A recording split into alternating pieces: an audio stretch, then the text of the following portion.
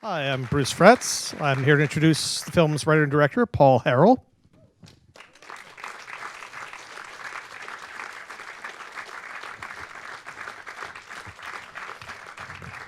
Actor, Jim Gaffigan.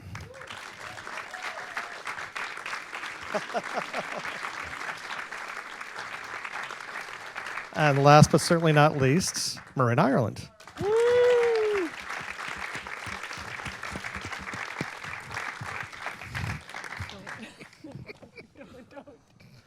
So it's such a lovely film. Paul, can you tell us the origin story? What was the genesis of this idea? Yeah, I had actually wanted to tell I was interested in telling a ghost story for some time, but didn't really have any sort of concrete ideas about it. But I was interested in the sort of thematics that you could play with and that you could explore with it. And then I live in Tennessee actually, and I was driving through Southwest Virginia, I think on my way to New York actually, and sometimes I'll tune into like an AM radio station just to hear what kind of crazy stuff I can hear. And there was a very low wattage station interviewing a woman who was a paranormal investigator, and I was in range for about 5 minutes, maybe not even that, but it was really interesting. The woman was talking about things in a very grounded way and very different from kinds of movie representations of this kind of stuff, and that was the beginning, and that's in fact why the film starts that way, with this radio interview. So that's the genesis. And how did Jim and Marin get involved? Well, I had a phenomenal set of producers working with me on this film, and one of them is Elizabeth Moss. And she read the script early on. She had just finished the first season of shooting the first season of Handmaid's Tale. Yeah. And it's a long story about how she got involved, but when we met for coffee, she'd read the script, and I wasn't sure what she wanted to do or how she might want to be involved, but it was through mutual friends, other producers on the film. And she said, she talked about how much she'd enjoyed producing the first season of Handmaid's Tale, and how, in fact, IndieWire wrote an article about this and how much she was going into producing and doing other kinds of things. And so she said, I really want to produce this. I'm not interested in acting in it. As your producer, she said, I love the role, but as a producer, I would never encourage you to cast me because it would take a while before we could ever make the movie. She said, but I want to find someone who would be phenomenal for these roles. And I was like, this is great. And Marin was one of the first people she mentioned. I don't mean to suggest that it wasn't in the first breath. It was like, here are some names, And Marin, is now I can't even imagine that there weren't other names, but I wasn't as familiar with Marin's work as I should have been, and I certainly watched some of her films, and it was actually the play. We've talked about this before, but On the Exhale, right? That's what it's called, right? On the Exhale. Yeah, On the Exhale. That really sold me personally on her, and then we ended up finally getting to talk, and that's how that happened. I actually saw Summer and Smoke. What's that? Then you saw. And then I saw Summer and Smoke, but we were already gonna do it at that point. You didn't have to wow me at that for it to be. I was already in.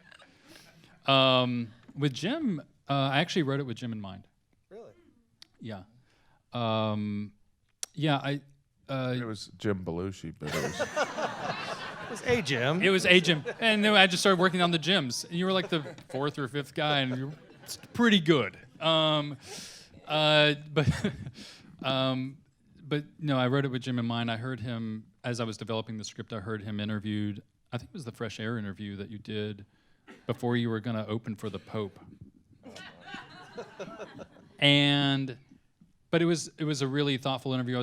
I was familiar with Jim's comedy, but the way he talked about his life and his work and growing up in the Midwest, and there were just these sort of elements that I thought I hadn't seen Jim in roles like this. He had done them, but I hadn't seen him in those roles, and I was excited about the idea of what he could bring, and he has a physical presence that's really appropriate for this role. And Fat. I'm setting you up for that joke. No, you're not. Yeah, but yeah, And, it's the beard. Marin and Jim, what interested you about getting involved in this project? Well, I think for me, I responded immediately to the script. I thought it was really compelling how it was. It was a movie that was kind of talking about things, but it was so grounded in authenticity. It never. I had received a description like, this is not a ghost story, kind of like a sci-fi thing. This is. It's going to have an indie feel, and I read it. I liked the script, but I was still kind of like, I mean, I have to negotiate just even being able to do things because my wife doesn't allow me. No, well, no, I have 5 children, so I have to sit there and I have to be like, this is amazing. And so after the script, I had watched a couple of Paul's movies, and I just loved it, and I knew exactly from a tone standpoint what he was going to go for. And but I also wanted an opportunity to play a quiet character that was, maybe showing a side of me that I don't normally get to do. And that was really appealing. I mean, for me, I think similar to what you were saying, that the central relationship is one that, and we've talked about this before, that you never see, a sort of platonic relationship that is also love. It is also a love story between them, but it's a different kind of love and a different relationship than you usually see on screen. But also, I found myself reading the script. I kept waiting for a big turn of some kind, because it was before I had seen any of Paul's work. And then there are no turns. There's no turns. We're just going straight into the wall. And then but then at the end of it, I remember just sitting and reading it the first time. I was completely overcome, just sitting there reading it. Like there was something about it, and I just felt like there's some mysterious thing happening in this storytelling that I've never experienced before, and is undeniably powerful. And then I watched his other things as well, and I had the same experience seeing it visually, and it was kind of a no-brainer at that point. There was something that Paul is able to do, that he understands aesthetically, that he's doing that is completely true and pure. And I felt like I will learn something about myself making this movie and about acting that I haven't had the experience to do so far. So you shot the film on location in Tennessee. Yeah. What was the atmosphere like on the set? I mean, the film has such a sustained tone and mood. Did you have to kind of maintain that off camera as well, or was it was? No, I mean it was. We had fun on set. Well, it's so interesting because I always, you do these things, and so how long did we do it for? You were there for 8.5 days. Okay, and we were there for 20. So you have this memory of, there was this very quiet, sincere film. And, acting is so much about listening and concentrating. And that's how I remembered it. And then Paul and Marin are like, you were horsing around that entire time. And I'm like, I was? But some of it is obviously, like I remember when we were in the house, and there were obviously, there's moments where, so much of it's about focusing and kind of being in the moment. But then it's just, you're sitting around for an hour and a half, and there's just weird things. Like there was this poster of this lion that appeared, like it was, I can't describe it, but it's somewhere in my Instagram, but he just looks like he's like, huh. And it's just very weird. And maybe it's similar to also like when you're in such a serious situation. We've all been there, where it's so serious. There's this classic Mary Tyler Moore thing where they're at a funeral and they can't stop laughing. So there is some of that where it was never disrespectful to the scene or the work, but it was just like such an absurd, it's such a fine moments, and there's a delicacy that, like, after you're done with those delicate moments, you have to be like, you have to get silly. Yeah, and there was never a moment where it was like, oh, how are we ever going to get to where we need to go because of the fun that we're having, or the fun at least that Jim is having on set. I'm just kidding. I'm just kidding. But you know, I think back. To me, the most memorable night of, or any point of filming was when we filmed the scene that's on the porch, which is very much sort of stripping back layers and vulnerable moment of vulnerability for these two characters, and that was I think we were all kind of, I don't want to say we were nervous, but we understood what we were getting into that night of just. We were always like, what night is the porch scene? We were like preparing, Such a great it's like scene. preparing. And by the way, that as an actor, when you read a script, I remember reading that scene and thinking, well, because the first 20 or 30 pages, it's like there's 5 scenes a page, and then we get to the porch scene, and it's like 18 pages. And so, but there's these monologues that as an actor you're like, yeah, I want this. And you have an expectation that, well, we're probably going to break this up. And we just did it in one continuous take. So it was so fun. But it was also intimidating because it wasn't like a play where you'd rehearse for a couple weeks. It was just like, go. I mean, that was the thing that we carved time out for, was to rehearse that scene very much. And I sort of felt like maybe we rehearsed a couple other scenes a little bit, but that was the scene that whenever we had time on set, it was like, oh, they're going to go light that. We would go out on the porch and we would work through it. And, I even rewrote a little bit of the scene as we were rehearsing it. But, like, I think of that night as, for me personally, like, probably the most, in terms of days of filming, the most rewarding day of filming I've ever had. It was really a night of filming. It was, we started probably 9 at night and went till like 9 in the morning, or whatever, dusk to dawn. And just getting through it, I think, was also, like, amazing. But watching what was happening over the course of the night and watching them get deeper and deeper into it, and that was, there was, like I said, there was never a kind of the atmosphere on set that was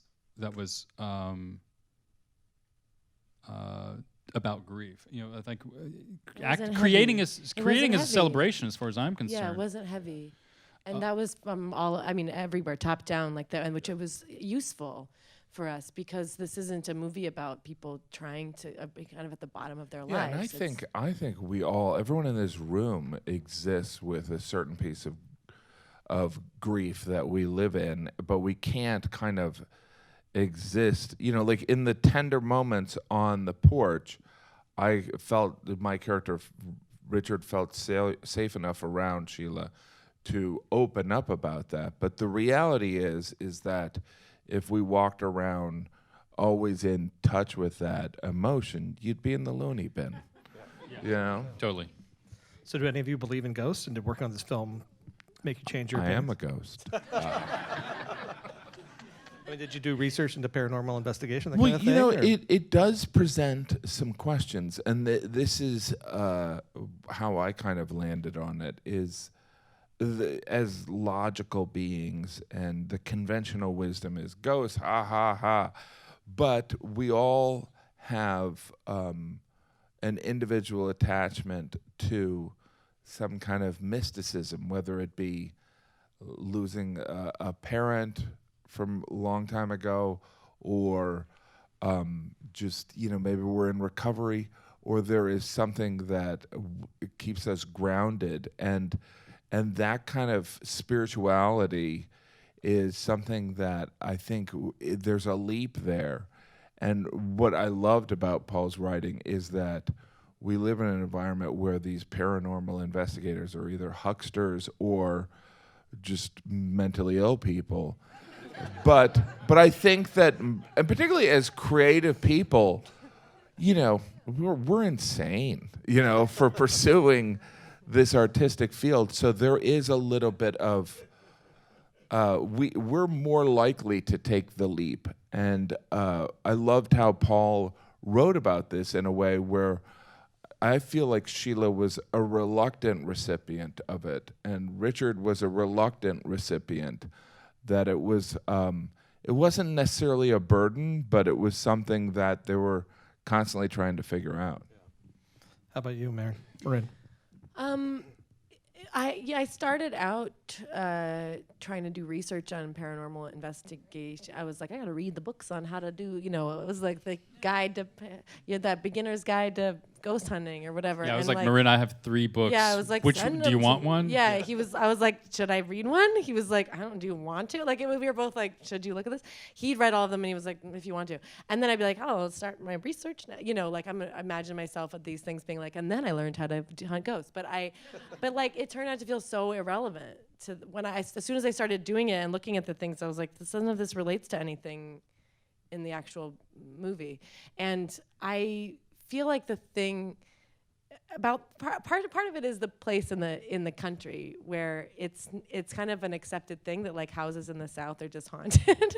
It doesn't feel as weird as it might be here if you're like, I'm a ghost hunter. Like people sort of speak about ghosts a lot in like that part of the country. It's just sort of like obviously there's ghosts around, like obviously. I mean, it's that like Southern Gothic thing. yeah, In Appalachia, it especially. feels much more like who am I to? Why would you think there wouldn't be like?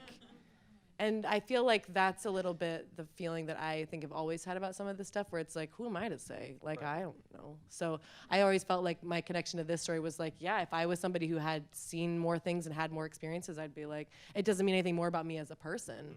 It doesn't imply anything else about me other than like, who am I to say that there is or isn't? Like, I kind of wish I could say one way or the other because it gives you meaning in your life. It makes you feel like you're connected to something bigger.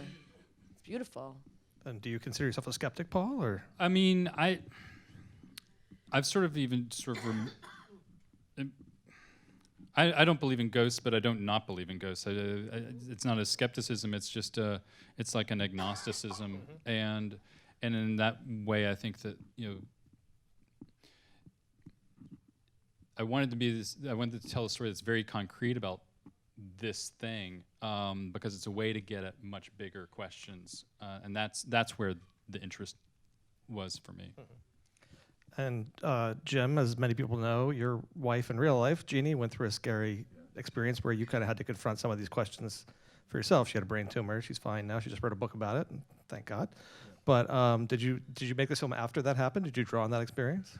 Well, yeah, there was something of being in touch with a certain amount of, Richard is a widower, and, they're very different. I mean, Richard's very different from me, but there is, you're always trying to find yourself in the character, and there was something, you go through a life or death situation with anyone in your family, and it kind of lingers with you and will resonate in how you kind of view life. And so I think that I always imagined that I could probably be more in touch with how Richard felt because I had to, whether it was 2 weeks where it's like, this is going to go south really bad, or even the month after where it was like, okay, it's all right. I'd lived in that world where there could have been the planning for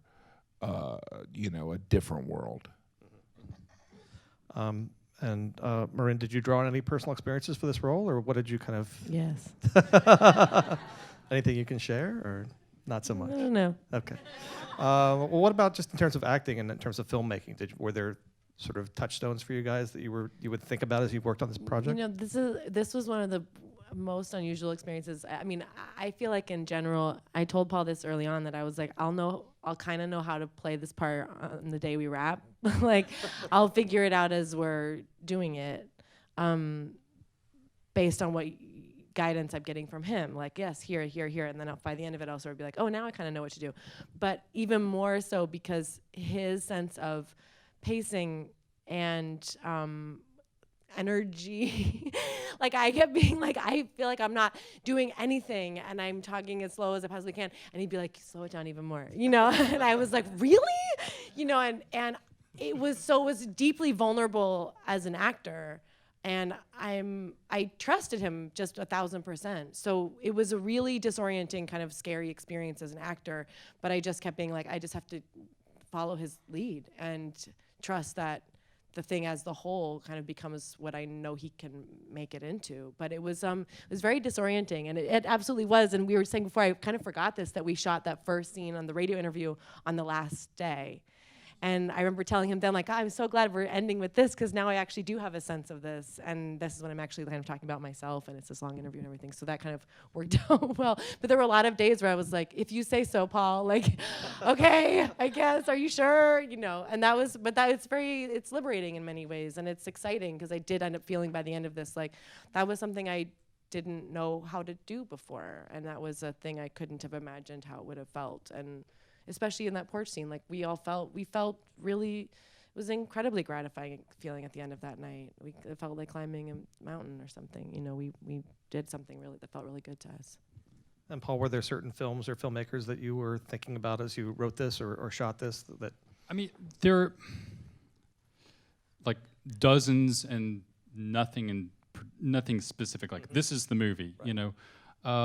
It wasn't like we sat down and was like, hey, let's watch this movie. This is the movie I want you all to have in your head.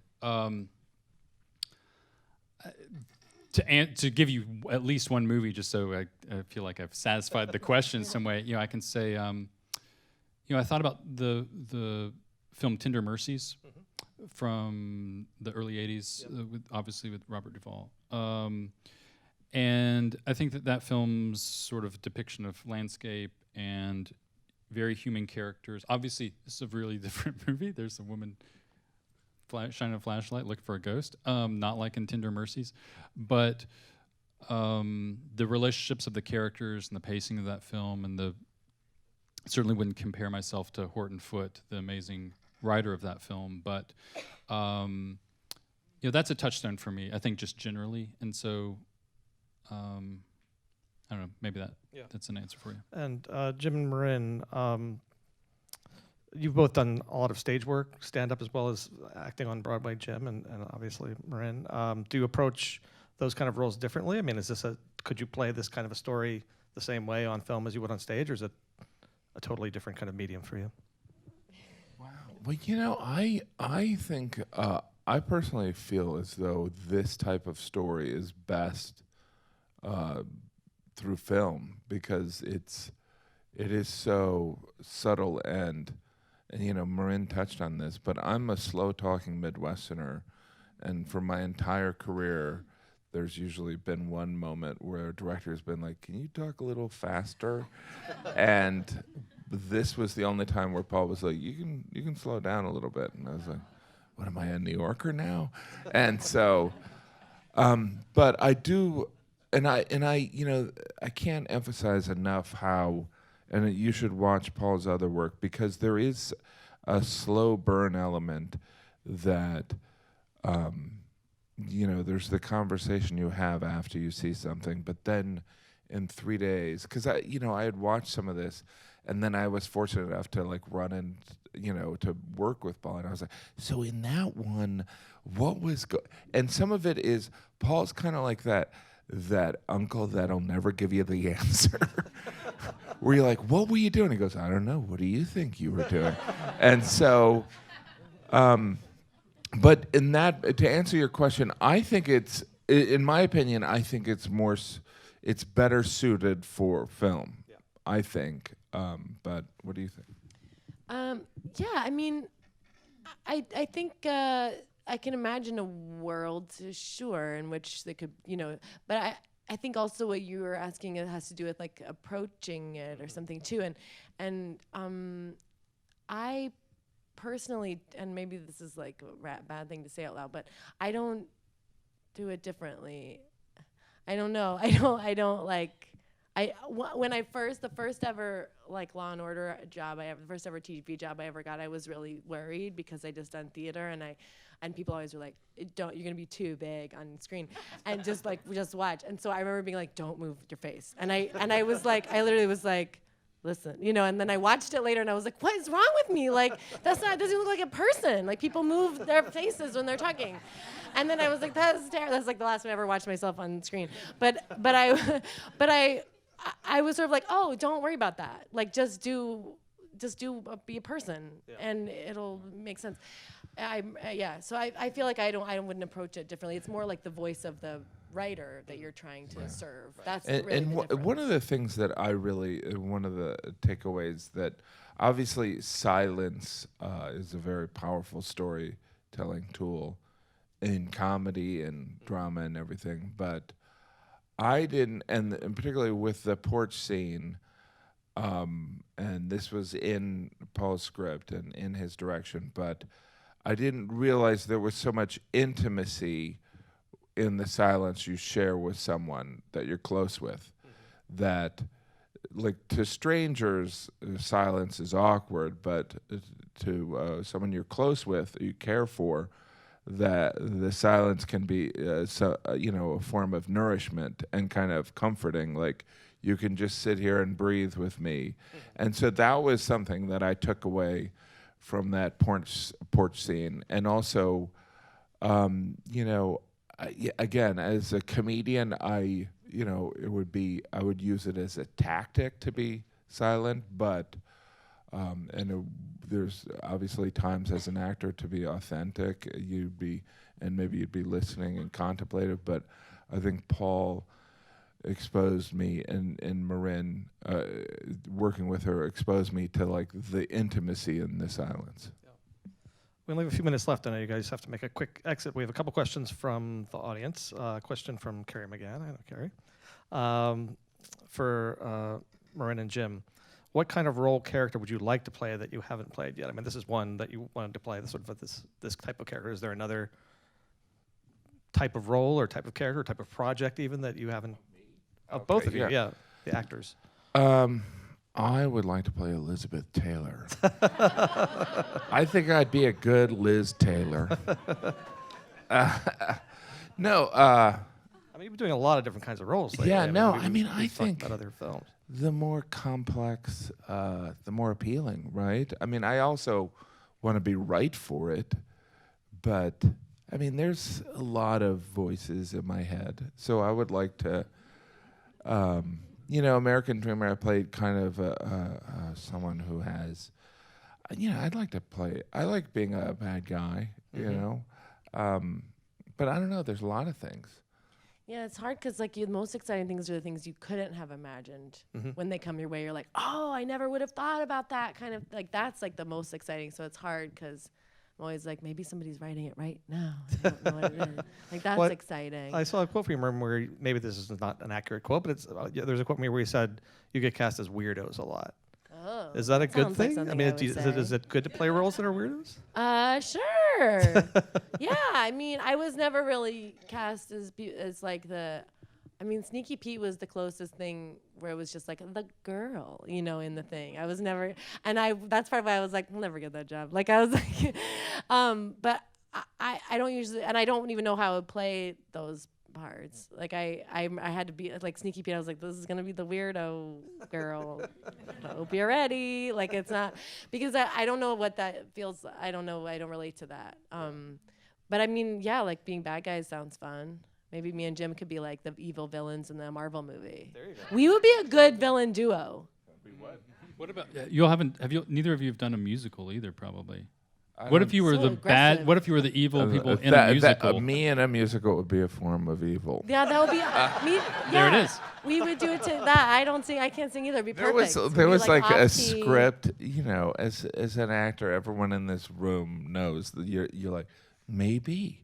And so there's this script where my character, I play a dad, and he has one song, and I talk to my manager, and he goes, no, you're not doing that. And I go, why? He's got one song, and he goes, Jim, no, you can't sing.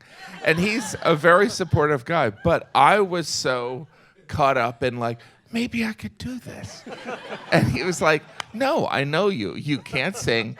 You'd be miserable. You'd be embarrassed. And so, but I was like, yeah, maybe I could do this. And he's like, no.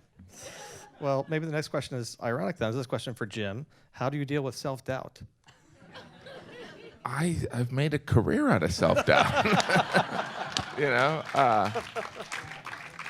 But I think, yeah, it is. I mean, there is a lot of self-doubt, but it's also, I think vulnerability is a pretty important piece of making someone appealing, you know? I mean, I think Meryl Streep has a vulnerability that, you know, she shouldn't be vulnerable. Like, you know, at this point, it's like, you're like, either she is acting like she's just this great person, but I think she is in touch with herself, right? And that's not to say that, you know, I don't have an ego, but it's like self-awareness, I think, is, I'm grateful for that.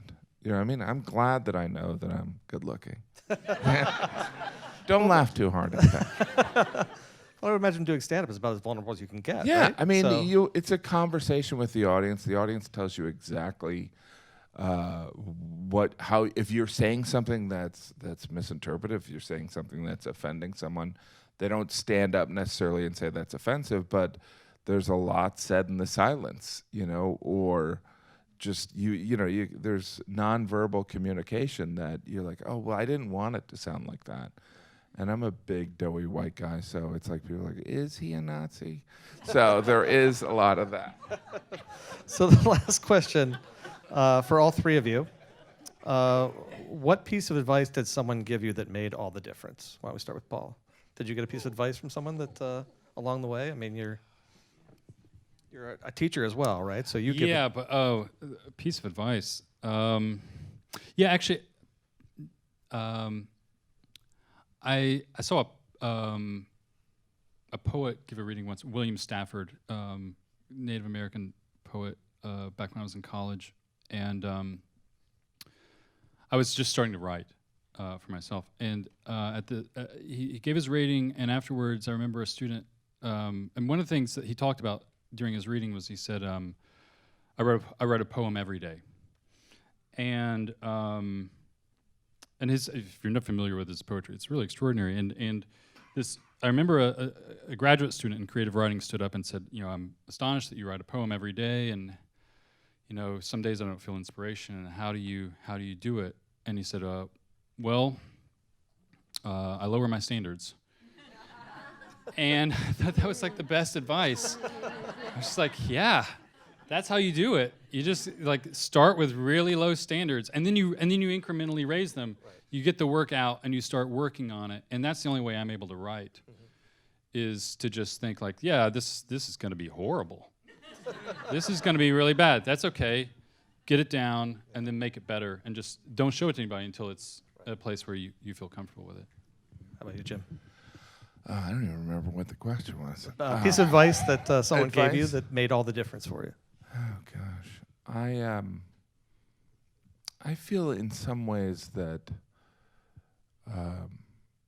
you know, there's so much advice. I feel like sometimes there's a trick of navigating the advice you're given also, right? So I don't know who told me this, but like, you know, cutting half the advice in half.